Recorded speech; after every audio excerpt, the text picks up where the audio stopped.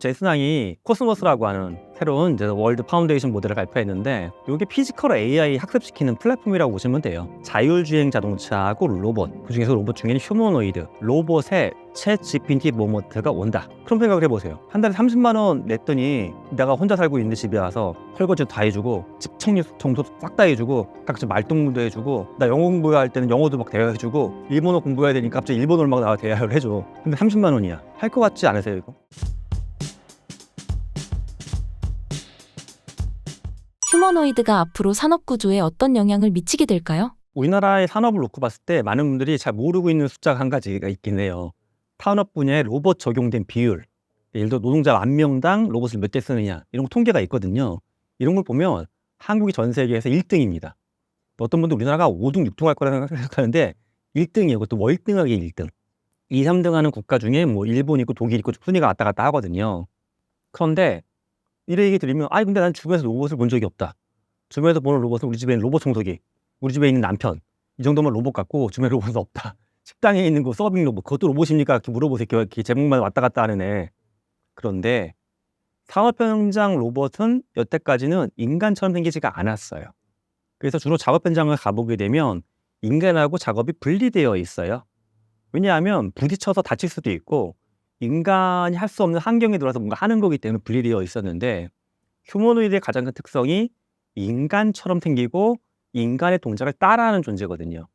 그러면 이제 그럼 대규모 반도체나 자동차 생산 라인이 아니어도 작은 공장에도 로봇이 들어갈 수도 있고 식당에도 이렇게 쟁만 어설프게 날라주는 로봇이 아니라 뭔가 복잡한 일을 식당에서 할 수도 있고 우리 집에도 들어올 수 있고 이렇게 로봇의 전파가 특정 산업이 아니라 다양한 산업, 다양한 규모, 일상의 영역까지 들어올 수 있다. 이게 이제 큰 변화의 방향성으로 보시면 되겠습니다. 휴머노이드 산업의 글로벌 경쟁 상황은 어떤가요? 사실 뭐 이게 초창기고 굉장히 하루하루 여러 가지 뉴스가 쏟아져 나오는데 종합적으로 보면 현재 저는 가장 그러니까 주목해서 보는 국가는 미국하고 중국입니다. 미국이 이제 뭐 제스낭이 올해 CES 기조연설에서도 코스모스라고 하는 새로운 이제 월드 파운데이션 모델을 발표했는데 이게 피지컬 AI 학습시키는 플랫폼이라고 보시면 돼요. 기존에 뭐 아이삭심도 있었고 뭐 옴니버스도 있었지만 이걸 다 묶어준 하나의 표준 플랫폼으로 코스모스를 얘기했는데 이 피지컬 AI라고 하면 대표적인 게 크게 두 가지예요. 자율주행 자동차하고 로봇. 그중에서 로봇 중에는 휴머노이드. 그래서 미국 쪽이 뭐 테슬라가 만든 로봇도 있고요. 또는 피규어라는 회사에서 만들고 있는 피규어 01, 피규어 02로까지 나왔죠. 이런 것들도 최근에 또 많이 발전 속도가 높기 때문에 미국도 집중해서 볼 필요가 있고요. 주목해서. 또 하나는 중국인데 중국은 사실은 원래 휴머노이드 분야에서는 약간 뒤에 있었어요. 근데 치고 나오는 속도가 너무 빨라졌어요. 또 중국은 지금 로봇 만드는 스타트업들도 있고 규모가 좀 큰 기업들도 있는데 전 최근에 봤던 케이스 중에 좀 흥미로웠던 게 중국 상하이 지역에 로봇 훈련장이 생겼어요. 농구 코트의 3-4배 정도 사이즈인데 작은 크기가 아니죠. 동시에 100종류의 휴머노이드가 들어가서 트레이닝 받을 수 있는 공간이에요. 상상을 해보시면 휴머노이드가 트레이닝 하다라고 해서 머릿속에 안 그려질 것 같은데 휴머노이드가 만약에 방 정리하는 걸 배워야 돼. 우리 집에서 만약에 청소 바닥만 이렇게 미는 게 아니라 그러면 집 같은 공간이 있고 인간이 옆에서 청소를 해줘요. 어떤 고글 같은 거 쓰고 장비 같은 거 치고 휴머노이드 옆에 따라서 청소를 하는 거예요. 이걸 반복해서 하게 되면 학습이 되는 거예요. 이렇게 다양한 씬에 대해서 학습하는 훈련장이 중국에 생겼습니다. 그리고 또 중국은 국가 정책적으로 휴머노이드를 기간 산업화 시키겠다고 이미 선언을 했습니다.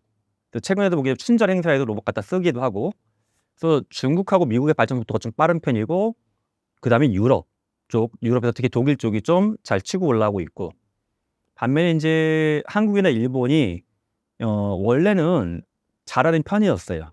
근데 다른 국가가 치고 올라가는 속도 대비는 우리나라나 일본이 약간 조금 좀 빠져 있는 것 같은 느낌은 듭니다. 현재 휴머노이드 로봇은 얼마나 발전하고 있나요? 젠슨왕이 CES 기조연설에서 했던 워딩 중에 이런 표현이 있었어요. 로봇에 챗 GPT 모먼트가 온다. 저는 이게 되게 짧지만 아주 인사이트풀한 문장이었는데 챗 GPT 모먼트가 그런 거였거든요. AI가 역사가 수십 년이 됐는데 주변에 AI 쓰는 사람이 없어 보여. 뭐 AI 뭐 내비게이션이 있다고 하지만 이게 뭐 대단한가? 이렇게 생각했는데 챗 GPT가 나오면서 사람들이 충격을 받은 거죠. 그러니까 계단식 성장이 그러니까 스파이크처럼 딱 성장. 로봇도 마찬가지예요. 로봇은 인간의 상상력으로 놓고 보게 되면 1800년대 초반 소설에 로봇이 등장을 해요. 오토마타라는 형태로. 근데 산업용 로봇이 있지만 그거 뭐 별거 아닌 것 같았어. 근데 제이슨항이 얘기했던 챗 GPT 모먼트가 로봇에 온다는 말은 로봇의 학습이 이제 더 빨라지고 정교해지기 때문에 어느 순간 훅 좋아진다라는 거예요. 훅 좋아진다. 근데 이제 아직까지는 영상을 찍고 있는 2025년 초 기준으로는 아직 우리 집에는 휴머노이드가 없죠. 없는데 일단 올해만 놓고 봐도 중국에 있는 로봇 기업들이 로봇을 가정용으로 판매하겠다라고 하는 기업들이 몇 군데 있어요. 대략 한국 돈으로 따져봤을 때 2천만 원 초반 정도 가격대를 이야기하더라고요. 그럼 이제 그런 걸 필두로 해서 들어올 수가 있겠죠. 현재는 저런 거는 있어요. 가장 걱정하는 게 혹시라도 인간을 해칠까 봐 걱정하는 거예요. 뭐 터미네이터처럼 뭐 총을 쏘고 목을 조르고 이러는 게 아니라 로봇 단에는 자기가 어떤 작업을 하는 건데 잘못해서 오작동해서 일례로 국내 이제 사과 생산지에 제가 갔다 본 케이스이긴 한데 사과 같은 거 포장하거나 분리할 때 로봇을 써요. 산업용 로봇을 박스 같은 거 넣어서 패킹할 때 팔이 이렇게 있잖아요. 근데 얘가 잘못 비전으로 인식을 해가지고 사람을 이렇게 집어올린 케이스가 있어요. 근데 이제 뭐 사망하시지는 않은데 갈뼈가 많이 다치셨더라고요. 이런 것들 이렇게 의도는 없지만 작업 환경 내에서 인간을 다치게 할 수는 있거든요. 그래서 이런 것들을 이제 예방하기 위해서 아직까지는 격리돼서 훈련하고 있고 일부 씬을 봐도 인간하고 격리된 공간에서 자기 혼자 근무하는 게 현재는 나와 있지만 점차적으로 이제 일반적으로는 들어오는 쪽으로 오고 있고요. 가장 산업적으로 대규모로 이제 작년부터 시도된 케이스는 BMW가 미국에 이제 자동차 공장을 신축을 했어요. 거기에 보게 되면 피규어 02라고 하는 로봇을 투입을 했는데 이 로봇은 일단 성과를 놓고 보게 되면 현재 최근에 발표된 실험 성과만 놓고 봐도 작업의 정밀도, 속도가 각각 인간 작업자보다 7배, 4배나 좋았습니다. 여기서 좀 더 다양하게 작업할 수 있고 인간 작업자가 옆에서 왔다 갔다 할 때도 안 다치게 할 수 있으면 뭐 인간 근로자처럼 대화하고 같이 담배 피우면서 상사 뒷담화하고 이런 건 안 되겠지만 그냥 일반적인 노동자 측면에서는 가치 있다라고 인정될 것 같아요. 예, 미국의 케이스를 보면 미국은 2030년 정도 되면 이제 다르파에서 발표한 게 보게 되면 국방 분야에도 휴머노이드를 투입하겠다고 이미 선언했어요. 5년 뒤죠. 전장에 총을 든 로봇이 들어간다는 거예요. 사실 중국은 발이 한 발 더 먼저 가고 있어요. 작년에 이제 중국 공영방송에 발표된 그 케이스를 보게 되면 중국하고 이제 캄보디아 군대가 연합훈련하는 장면이었던 것 같은데 유니트리에서 발표한 로봇 중에 아직 휴머노이드는 아니고 발 4개 달린 로봇인데 등에 총을 장착해서 사격하는 걸 했거든요. 이게 이제 인간 형태 로봇으로 올라가는 게 그렇게 먼 미래는 아닌 거죠. 휴머노이드 로봇이 더 발전하려면 가장 시급하게 해결해야 할 문제는 무엇일까요? 저는 오히려 가격은 그래도 꽤 해결이 된 것 같아요. 우리가 인간 한 명의 가치를 돈으로 환산하면 얼마일까? 너무 좀 냉정한 질문이지만 노동자 한 명, 만약 군인 한 명인데 이 군인을 로봇으로 대체할 수가 있어. 똑같은 어떤 군인으로서 역할을 할 수 있는데 이러면 생각보다 수치가 그렇게 낮지가 않잖아요. 군인 한 명을 만약 몇백만 원, 뭐 1,000만 원 부르시는 분은 없을 거예요, 그죠? 그렇게 놓고 봤을 때 중국에서 나온 저가 로봇이 2천만 원대, 산업용으로 개발되고 있는 휴머노이드를 보게 돼도 뭐 10억대는 아니에요, 아직까지. 3억, 4억 정도 이야기거든요. 전 그러니까 충분히 가격은 내려갔다. 근데 저러면 또 달라질 수가 있죠. 만약에 가사도우미 휴머노이드가 필요해. 근데 가사도우미가 들어와. 그럼 얘가 집에서 손빨래를 로봇한테 시키는 건 너무 비효율적이지만 집안 돌아다니면 정리도 하고 숙제도 봐주고 요리도 하고 이런 거는 만약에 가격이 1,000만 원, 2천만 원대 정도 돼도 그걸 비싸죠. 비싼 건 맞아요. 근데 이런 시장이 가능하죠. 2천만 원이야. 그런데 마치 비리나 정수기 렌탈하는 것처럼 10년 장기 플랜 짜가지고 파이낸싱 해주는 기업이 붙어서 한 달에 몇십만 원씩 렌탈 서비스는 가능하겠죠. 그런 생각을 해보세요. 한 달에 30만 원 냈더니 내가 혼자 살고 있는 집에 와서 설거지도 다 해주고 집 청소도 싹 다 해주고 각종 말동무도 해주고 나 영어 공부할 때는 영어도 막 대화해주고 일본어 공부해야 되니까 갑자기 일본어를 막 나와 대화를 해줘. 근데 30만 원이야. 할 것 같지 않으세요 이거? 네. 그러니까 저는 가격은 오히려 지금 괜찮은 것 같은데 기계공학적이나 전자공학적으로도 사실 발전은 꽤 됐어요. 오히려 현재 가장 바틀렉, 최근에 풀리고 있는 분이긴 하지만 느렸던 분야가 학습이었어요. 학습. 왜냐하면 생성형 AI, LLM만 놓고 봐도 LLM이나 생성형 AI도 중요한 게 학습에 들어가는 데이터였거든요. 로봇을 학습시키려고 하게 되면 인간의 동작이 어떤 자료가 많이 되어 있어야 돼요. 근데 LLM 학습시킬 때 텍스트, 글자잖아요. 이거 갖고는 로봇은 학습이 안 돼요. 춤을 춰봐. 춤을 뭐 무용가가 나비와 같이 어떻게 췄다. 이걸 로봇한테 이야기해줘봤자 로봇이 나비와 같이 춤추는 거 이거 학습이 안 돼요. 예. 근데 영상이거든요. 또는 3차원 좌표 데이터. 근데 이제 코스모스에 들어가 있는 그 엔비디아 플랫폼 놓고 보면 영상 데이터만 코스모스가 품고 있는 게 2천만 시간 물량이에요. 2천만 시간 물량이면 어느 정도 긴 시간이냐 하면 여러분들이 하루에 8시간씩 넷플릭스 본다고 했을 때 6,600년을 시청하셔야 돼요, 이게. 그 정도로 이미 데이터가 시켜놨거든요. 근데 그런 게 또 다른 데서 나오겠죠. 학습 데이터 최근에 풀리기 시작한 거여가지고 현재는 학습 속도가 문제였는데 속도가 빨라지지 않을까 좀 그렇게 예상하고 있습니다. 휴머노이드 로봇 시대의 국가적 세수 문제는 어떻게 될까요? 정부 입장에서 아주 고민은 이거죠. 로봇 산업이 발전해가지고 국내에서 어떤 새로운 하이테크 분야가 발전하는 건 좋은데 문제는 이 로봇이 산업 현장의 투입량이 증가하게 되면 생기는 문제가 노동자의 숫자가 줄어들 수밖에 없어요. 산업 생산성이 좋아지는 건 맞아요. 기업이 법인세 많이 내겠죠. 하지만 노동자가 너무 급감하게 되면 생기는 문제가 법인세가 증가한 부분보다 개인이 내는 소득세가 감소되는 게 더 커질 수가 있거든요. 그러면 국가는 세수가 줄어들 수밖에 없는 거잖아요. 물론 다른 세금 요소도 많이 있겠지만 또 하나가 개인이 소득세를 적게 낸다는 말은 개인이 소득이 줄어드는 거면 소비가 줄어들 수밖에 없어요. 그럼 거기서 생기는 세수도 줄어들 수밖에 없겠죠. 여기서 내세울 수 있는 충격적인 아이디어는 로봇을 하나의 근무자처럼 인식하는 겁니다. 그럼 만약 기업이 1,000명의 노동자를 500대의 휴머노이드로 대체했어. 그러면 500대의 휴머노이드 대체의 생산성이 증가하니까 법인세 더 내. 이것도 땡큐.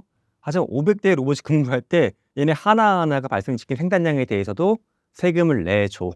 일종의 기계에 대해서 세금을 부과하는 겁니다.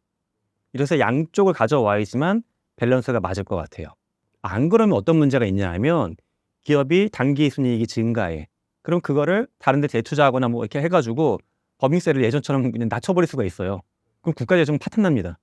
그래서 저는 이 기계세라는 게 제 개인적인 상상뿐만 아니라 사실 다른 데서도 논의가 많이 되고 있습니다. 저는 사실 그 부분에서 가장 고민되는 부분이 저개발, 저인구 국가의 노동 문제예요. 물론 거기까지 가는데 시간이 걸릴 것 같긴 해요. 아직 로봇이 좀 비싸고 훈련이 덜 돼 있으니까. 근데 정말 로봇이 고도화된 훈련이 돼서 굉장히 열악하거나 변수가 많은 작업장에서도 투입돼서 일을 할 수 있어. 일례로 최근에 봤던 그 팜 저널이라고 하는 해외 농업 분야 저널을 봤더니 그 얘기가 나오더라고요. 또 저명한 농업 분야 저널리스트가 테슬라의 옵티머스가 지금 깨끗하게 만들어진 공장에서 하이테크 공장에서 일하는 건 맞아. 인정해. 근데 자기가 한 농장을 가보게 되면 한 2-3명이 가족이 농장하고 있고 바닥은 막 진흙 빠지고 먼지가 풀풀 날리고 거기 들어가서도 걔가 농장에서 일할 수 있을까? 이 고민을 하더라고요. 근데 아직은 안 되지만 만약에 된다. 그래서 뭐 캄보디아나 베트남에 그런 노동 현장까지 들어갈 수 있다라고 하게 되면 그런 국가들은 사실 이제 기간산업이 이제 어떤 외국 업체의 2차, 3차 제조기업을 갖고 있는 건데 그런 부분이 타격을 받지 않을까. 그러니까 이 휴머노이드의 등장이 흔히 이야기하는 잘 사는 국가의 이슈기도 하지만 굉장히 개발 수준이 낮은 국가의 타격을 크게 줄 수 있는 이슈기도 합니다. 휴머노이드 시대의 인간의 출생률은 어떻게 변화하게 될까요? 사실 이게 저도 오랫동안 고민했던 주제인데 답을 한 가지로 못 내겠더라고요. 양쪽의 시나리오를 다 생각을 해봤는데 첫 번째는 인구가 증가한다는 시나리오. 뭐냐 하면 내가 하던 업무 중에 힘들거나 어려운 걸 로봇이 많이 해주면서 나는 좀 내가 좋아하고 인간다운 업무를 많이 해. 그러면 소득은 약간 보존이 돼. 그리고 이제 가정을 갖더니 아이를 키우거나 집안일을 할 때도 갈등이 많이 생기잖아요. 이런 부분들을 로봇을 통해서 많이 도움을 받아. 그러니까 삶은 풍요로워졌고 양육하는 문제는 약간 더 편해졌어. 이렇게 해서 가족 단위가 커질 수 있는 가능성도 있죠. 근데 또 하나는 이렇게 갈 수도 있어요. 내가 일을 적게 해도 뭔가 삶이 풍요로워져. 그리고 양육을 기회가 대신해 주다 보니까 오히려 깊이 있는 양육에서 느끼는 애정이나 인간다운 아름다움이 덜 느껴져. 굳이 내가 가정을 형성을 해야 될까? 나 혼자서 국가가 지원해주는 기본소득을 갖고서 로봇의 도움을 받으면서 혼자 사는 게 더 속편하다. 이렇게 볼 수도 있을 것 같아요. 근데 물론 한쪽으로 쏠리진 않고 양쪽의 집단이 다 형성될 것 같은데 과연 이거는 그거죠. 어떤 집단이 더 크게 형성될 것이냐. 이거는 저도 아직까지 좀 풀어가야 되는 아직 답을 정확하게 하지 못한 질문이긴 합니다. 지구에는 몇 대의 휴머노이드 로봇이 생겨나게 될까요? 그래서 제가 좀 유명한 분들의 어떤 말도 찾아보긴 했어요. 그분들의 예측. 일단 가장 숫자를 크게 지르는 분이 또 일론 머스크 그분이잖아요. 이분은 한 뭐 10몇 년 뒤에 2040년 정도를 놓고 봤을 때는 10억 대까지 이야기했고 많으면 100억 대까지도 바라본다고 본인은 이야기하는데 또 다른 이제 벤처 투자자분들을 놓고 봤을 때는 10억대 정도 이야기하는 분들은 꽤 계시기는 해요. 근데 저도 이제 이거 계산을 해봤어요. 한 5년 뒤, 10년 뒤, 20년 뒤 정도 계산해 봤는데 제가 산출해 봤을 때 이거보다 약간 좀 낮아졌어요. 저는 숫자가. 저는 이제 어떻게 추정했냐 하면 이렇게 너무 복잡하고 거시적인 거 추정할 때 쓸 수 있는 방법 중에 하나가 페르미 추정을 많이 쓰기도 하거든요. 페르미 추정은 이제 엘리코 페르미 물리학자가 폭탄 터질 때 그 충격량 계산했던 방법이긴 한데 기본적인 가정 몇 가지 해가지고 답을 그냥 어마운트로 잡아보는 거예요. 예를 들어 구글이 뭐 내는 입사 문제 중에 샌프란시스코에 피자 가게가 몇 개 있을 것이냐, 뭐 런던에는 뭐 피아노 조율사가 몇 명 있을 것이냐, 이런 거 이제 유추할 때 쓰는 건데 그렇게 해봤어요 저는. 그래서 현재 산업 현장에 로봇이 산업용 로봇이 몇 퍼센트 정도 비율이 있는데 휴머노이드는 일반 산업 현장도 들어가서 있다라고 했잖아요. 그래서 그거 있고 또 하나는 사람들이 갖고 있는 사회적인 수용성의 문제, 일자리 저항의 문제가 있고 이런 것들을 이제 변수화시켜서 계산을 해보면서 이렇게 해봤더니 저는 한 20년 뒤를 놓고 봤을 때는 일론 머스크보다 약간 보수적으로 잡아봤어요. 저는 한 7억대, 8억대 정도.